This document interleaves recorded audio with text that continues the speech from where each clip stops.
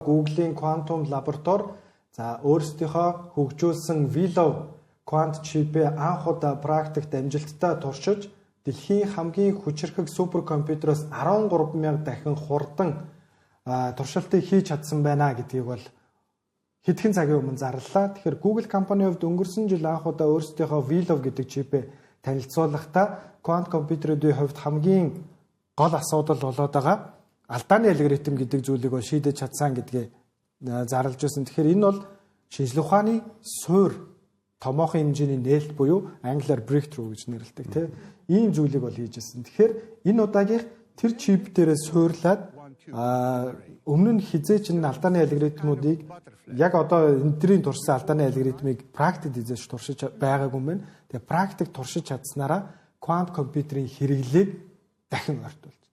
За өнгөрсөн жил яг квант компьютертэй холбоотой хоёр чухал үйл явдал болж байсан. За нэг нь энэ Willow-ийн нээлт алдааны алгоритмын танилцуулга байсан. За нөгөөх нь Google-ийн квант салбарын гол өрсөлдөгч болох Microsoft компани өөрсдийнхөө Majorana 0 чипээ танилцуулсан. Majorana 1 чип бол одоогийн байдлаар бас хүлээгдэж байна.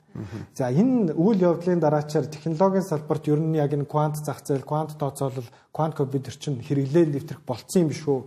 Бараг 5 жил үлдсэн юм шүү гэдэг яриануд айгүй хөрөмжсэн.